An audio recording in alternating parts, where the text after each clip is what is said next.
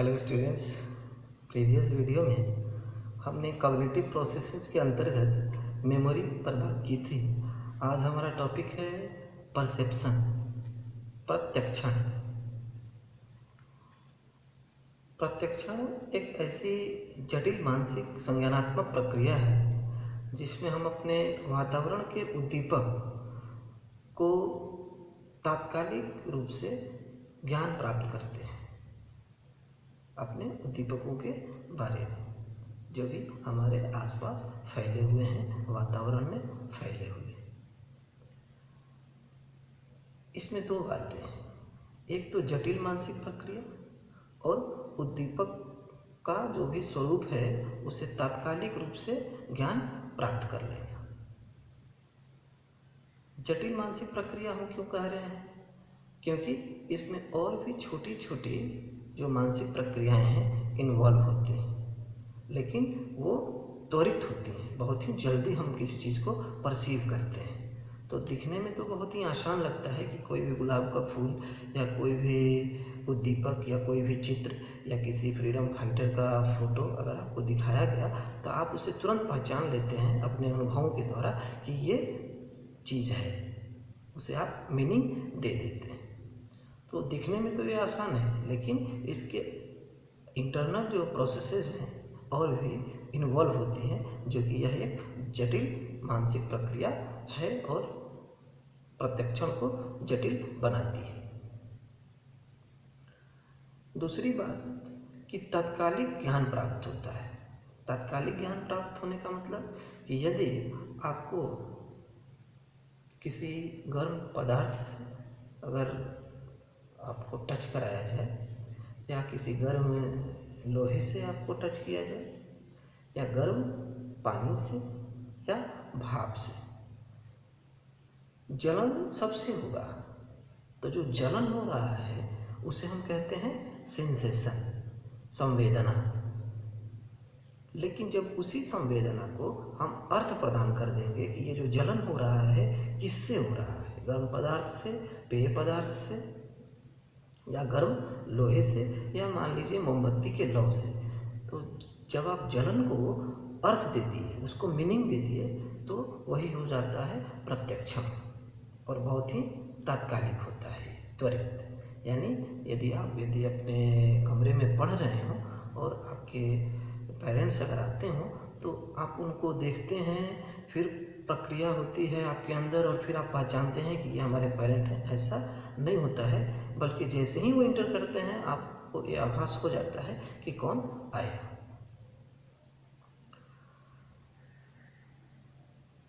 और इसमें जो आपने देखा कि प्रत्यक्षण का मतलब क्या है, सबसे पहला जो स्टेज है उसका क्या है, एक उद्दीपक का होना, किसी न किसी स्टिमुलस का होना, किसी वस्तु का होना। दूसरी बात सेंसेशन होना, और उस सेंसेशन को सही अर्थ देने की प्रक्रिया को ही हम क्या कहते हैं, प्रत्यक्षण कहते हैं। यहाँ एक और बात समझनी है कि प्रायः लोग प्रत्यक्षण को विजुअल से ही जोड़ते हैं। विजुअल से उसका संबंध है और बहुत सारे जो अध्ययन हैं, जो भी थ्योरी प्रोपेगेट की गई है या इवॉल्व हुए हैं, वो विजुअल परसेप्शन के को लेकर के ही हुए हैं। लेकिन सेंसेशन केवल विजुअल ही नहीं होता, बल्कि ऑडिटरी भी होता है, टैक्टाइल भी होता है यानी छू करके, टेस्ट से भी होता है, गस्टेटरी। तो जितनी भी ज्ञानेंद्रियां हैं, पांचों ज्ञानेंद्रियां, उनके अपने अपने विषय वस्तु हैं, रूप, रस, गंध, स्पर्श और ध्वनि। रूप किसके लिए, यानी आकृति, विजुअल के लिए, आँखों के लिए। रस जिह्वा के लिए, टेस्ट। गंध नोज के लिए, घ्राण जिसको कहते हैं। स्पर्श त्वचा के लिए। ध्वनि ऑडिटरी, कर्ण के लिए, कानों के लिए। तो सेंसेशन इन ज्ञानेंद्रियों के द्वारा होता है, और जब आप इसको मीनिंग देते हैं तो वही क्या होगा, परसेप्शन होगा, प्रत्यक्षण होगा। अब चूंकि हम इसे एक जटिल संज्ञानात्मक प्रक्रिया कह रहे हैं, तो वो कौन से ऐसे सब प्रोसेसेज हैं जो इन्वॉल्व हैं इसमें, जो इसको जटिल बनाती है। उसमें जो सबसे पहली प्रक्रिया है वो है रिसेप्टिव प्रोसेसेज, यानी जो भी ज्ञानेंद्रियां हैं जो रिसीव कर रही हैं इंफॉर्मेशन को, उनमें बहुत सारे कोशिकाएं होती हैं। जब तक वो एक्टिव नहीं होंगी या जब तक वो इन्वॉल्व नहीं होंगी तब तक आप प्रत्यक्षीकरण नहीं कर सकते, यानी परसेप्शन नहीं होगा। यदि आप अगर किसी चीज़ को देख रहे हैं तो आपकी आँखों में जो सेल्स हैं, रॉड सेल्स और कोन, छड़ शलाका जिसे कहते हैं, और शंकु कोशिकाएं, जब तक वो एक्टिव नहीं होगी आप कलर को परसेप्शन नहीं कर सकते, नहीं समझ पाएंगे कि वो क्या हम देख रहे हैं और किस कलर का वो है। यदि आप कोई ध्वनि सुन रहे हैं और अगर ठीक से आपके जो पीना हुआ या ड्रम हुआ, ईयर ड्रम या कॉकलिया के अंदर जो हेयर सेल्स होते हैं जो सुनने के लिए रिस्पॉन्सिबल हैं, वो यदि एक्टिव नहीं होंगे तो आप सुन नहीं पाएंगे, यानी सेंसेशन ही नहीं होगा। और जब सेंसेशन नहीं होगा तो परसेप्शन भी नहीं होगा। इसलिए इसमें जो रिसेप्टिव प्रोसेसेस हैं वो इसे जटिल बनाती हैं। जो सेकेंड प्रोसेस है वो है यूनिफिकेशन का प्रोसेस, यानी जब भी कोई उद्दीपक आपके सामने आता है, कोई वस्तु आपके सामने आता है, तो आप उसे खंड खंड या भिन्न भिन्न न देख करके उसका एक समग्र रूप देखते हैं। जैसे किसी व्यक्ति का यदि आप चेहरा देख रहे हैं तो उसके आँख, बाल, नाक, मुंह, कान अलग अलग न देख करके उससे बना हुआ एक स्वरूप है सार्थक, जो मीनिंग दे रहा है, उसे हम कहते हैं एक आकृति, और वही आप देख रहे हैं। तो आप खंड खंड न देख करके एक साथ किसी वस्तु को देखते हैं, उसके समग्र रूप को देखते हैं। ये हुआ यूनिफिकेशन प्रोसेस। थर्ड जो प्रोसेस है वो है सिंबॉलिक प्रोसेस। जैसे कोई फूल आपको यदि दिखाया गया या कोई सब्जी दिखाई गई तो वो एक संकेत का कार्य करती है, और आप उसमें अपने गत अनुभव, जो पास्ट एक्सपीरियंसेस हैं, उसको भी इन्वॉल्व कर देते हैं, यानी उसका टेस्ट, उसकी विशेषताएं, उसको आपने कहाँ देखा था, ये सारी चीज़ें उसके साथ आप जोड़ देते हैं। और जो लास्ट प्रोसेस है अफेक्टिव प्रोसेस, इफेक्टिव नहीं, अफेक्टिव, AFFECTIVE, भावात्मक। जब भी कोई वस्तु देखते हैं तो उससे जुड़ी हुई अनुभूति या संवेग भी इन्वॉल्व होता है। जैसे आप किसी शत्रु को देख रहे हो या मित्र को देख रहे हो, देख तो रहे हैं आप मनुष्य ही, लेकिन दोनों के प्रति आपका जो संवेग है वो अलग अलग होगा। तो ये चारों प्रकार की प्रक्रियाएं परसेप्शन में सन्निहित होती हैं, इन्वॉल्व होती हैं, जो कि परसेप्शन को जटिल संज्ञानात्मक मानसिक प्रक्रिया बना देती है, कॉम्प्लेक्स कॉग्निटिव मेंटल प्रोसेस। अब हम आगे देखेंगे कि इस पर सबसे अधिक जो कार्य किया है वो वर्धाइमर, कोहलर और कोफका, ये 3 मनोवैज्ञानिक हुए, जिन्होंने एक प्रोमिनेंट अप्रोच को भी लाया, गेस्टाल्ट अप्रोच। एक जर्मन शब्द है गेस्टाल्ट, जिसका मतलब होता है फिगर, फॉर्म्स या कॉन्फ़िगरेशन, संरचना। इन्होंने एक बात कही परसेप्शन को लेकर के कि व्यक्ति किसी भी, जो कि यूनिफिकेशन का जो प्रोसेस है, जैसा कि हमने प्रोसेस में बताया कि किसी भी उद्दीपक को आप पार्ट में ना देख करके एज अ होल परसीव करते हैं। तो ये गेस्टाल्टवादियों का आधार वाक्य है कि हम किसी भी वस्तु को भिन्न भिन्न ना देख करके उसके समग्रता को देखते हैं।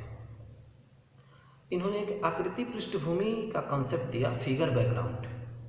जब भी कोई चीज़ आप देख रहे होते हैं तो प्राइमा फेसाई यानी प्रथम दृष्टया जो आपको दिखाई देता है वो फिगर है, और उसके आसपास जो भी सराउंडिंग्स में चीज़ें हैं वो बैकग्राउंड है।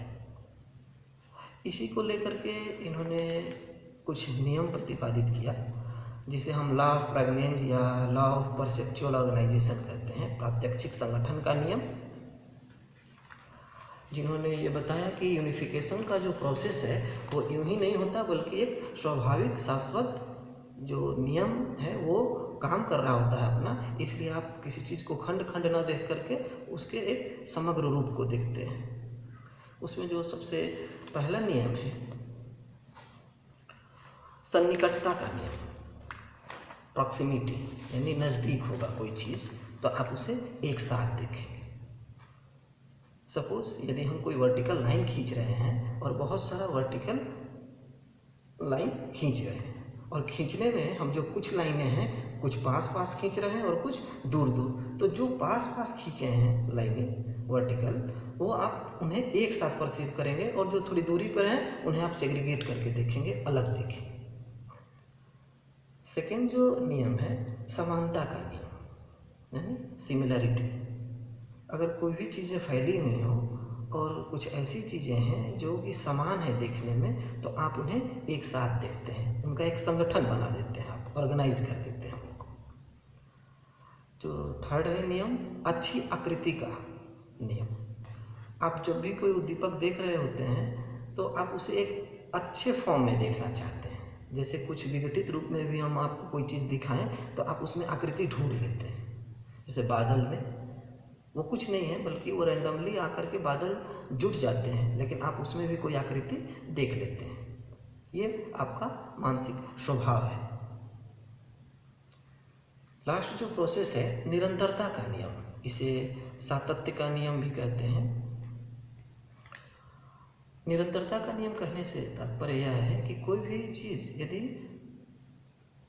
लगातार देखने में लग रहा है कि वो चल रहा है और कंटिन्यूटी उसमें बनी हुई है, और बीच में कोई बाधा हम रख भी रहे हैं और फिर उस बाधा के बाद वो उसी फॉर्म में आगे बढ़ रहा है, तो हमें ये नहीं लगता है कि उसका क्रम टूट गया। हमें लगता है कि वो बैकग्राउंड में चल रहा है, इस पदार्थ की वजह से छिपा हुआ है, पीछे वो चीज़ चल रही होती है। तो ऐसा आपका मेंटल प्रोसेस होने के चलते वो ऐसा दिखता है कि वो चीज़ जो है कंटिन्यूटी में है। और परसेप्शन को लेकर के और भी बहुत सारी चीज़ें हैं, जैसे डेप्थ परसेप्शन, मोनोक्यूलर और बाइनोक्यूलर, लीनियर पर्सपेक्टिव। जब हम किसी कॉम्प्लेक्स बना करके देखते हैं या और गहराई तक इसका अध्ययन करेंगे तो प्रायः डेप्थ परसेप्शन या स्पेस परसेप्शन के भी नियम इसमें आगे हम देखते हैं, जो कि लॉ ऑफ प्रोगनेंस के अंतर्गत ही आता है। क्योंकि आपके सिलेबस में परसेप्शन को एज अ कॉग्निटिव प्रोसेस समझना है, तो हमने परसेप्शन के कॉन्सेप्ट को देखा, इसकी कैरेक्टरिस्टिक्स भी देखी, कौन कौन से इसमें सब मेंटल प्रोसेसेस इन्वॉल्व हैं, और इसमें जो प्रोमिनेंट जो अप्रोच है गेस्टाल्ट अप्रोच, वो इस पर बहुत ज़्यादा उनका कार्य किया हुआ है, उनका कंट्रीब्यूशन सबसे अधिक है परसेप्शन के क्षेत्र में। और यहाँ एक चीज़ और समझना होगा कि परसेप्शन के लिए स्टिमुलस का होना अनिवार्य है, लेकिन इसके साथ साथ एक वर्ड जुड़ा हुआ है इल्यूजन, भ्रम, और एक और शब्द है विभ्रम, hallucination. Perception, illusion and hallucination. यदि आप कहीं जा रहे हो और रस्सी आपके सामने पड़ी हुई हो, तो हो सकता है कि आप उसे एक सर्प या एक स्नेक या स्टाफ महसूस करें या परसीव करें। तो फाल्स परसेप्शन को ही हम इल्यूजन कहते हैं, लेकिन वहाँ पे कोई ना कोई स्टिमुलस होगा, आप उस स्टिमुलस को गलत अर्थ प्रदान कर रहे हैं, जो कि वास्तविक वो नहीं है तो वो रस्सी, लेकिन आप समझ लिए उसे सांप। तो फाल्स परसेप्शन ही क्या है, इल्यूजन है। और हेलुसिनेशन क्या है, विभ्रम। स्टिमुलस होगा ही नहीं और आपको लगेगा कि कोई चीज़ वहाँ है, यानी एब्सेंस ऑफ स्टिमुलस होगा, लेकिन आपको कोई ना कोई स्टिमुलस वहाँ आभास होगा, उसे हम कहते हैं हेलुसिनेशन। स्टिमुलस है, अगर उसे आप सही अर्थ दे रहे हैं परसेप्शन हुआ, गलत अर्थ दे रहे हैं तो वो इल्यूजन होगा। और स्टिमुलस है ही नहीं और फिर भी कोई चीज़ परसीव हो रहा है, दिख रहा है, इसे हम कहते हैं हेलुसिनेशन। कोई भी यदि क्वेरी हो या क्वेश्चंस हो आपका, तो आप पर्सनल व्हाट्सएप पे या कमेंट बॉक्स में आप अपना प्रश्न बेहिचक पूछ सकते हैं। Thank you.